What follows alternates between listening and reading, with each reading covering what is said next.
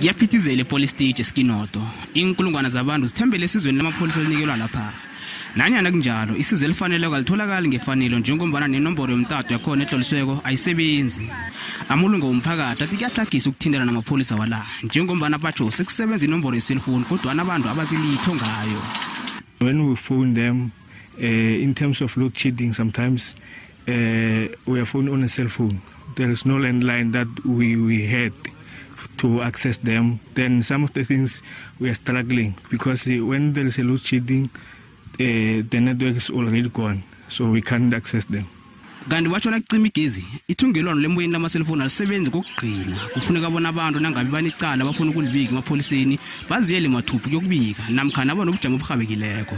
Contacting the police puts us in a very dire situation, and we do not have I think one of my colleagues did explain that the police station, our nearest police station, uses a cell phone, so we do not really know how's their network that side and this side, so we really do struggle getting a hold of them.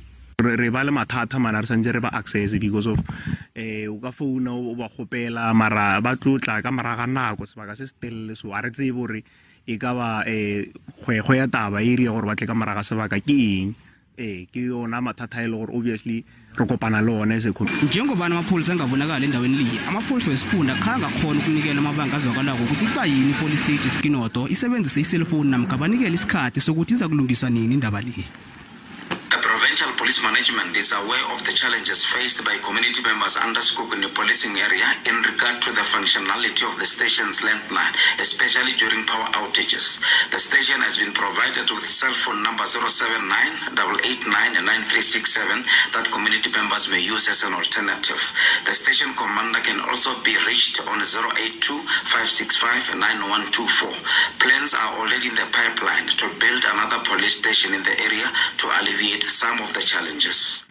Okwanje Izakhamuzi eSkinot nesiseduze kufanele zilinde igezi beyibuye ngaphambi kokubika amacala.